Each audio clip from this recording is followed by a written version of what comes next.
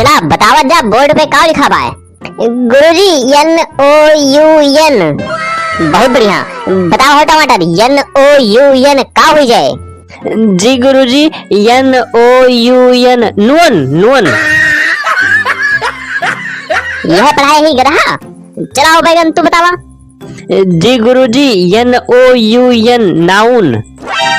बहुत बढ़िया, अब नाउन के परिभाषा बतावा। बतावा बैगन नाउन केगा कहा थे। जी गुरुजी नौवा के मेहरारू का नाउन कहा थे। Noun is the wife of नौवा जो घर घर देत बुलौवा।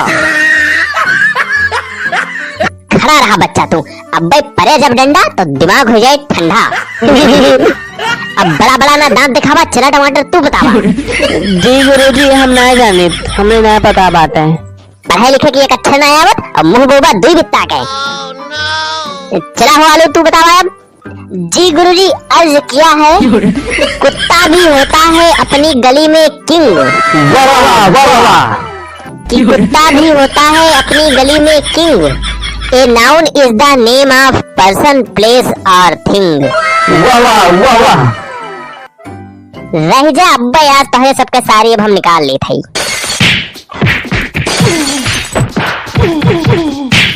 और भैया ई नवा नवा चैनल है हमार, तो चैनलवा सब्सक्राइब करके सपोर्ट करत जा।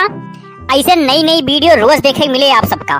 वीडियो का लाइक करत जा और शेयर करत जा, और वीडियो कैसन लाग कमेंट करके बतावत जा। और वीडियो देखे धन्यवाद।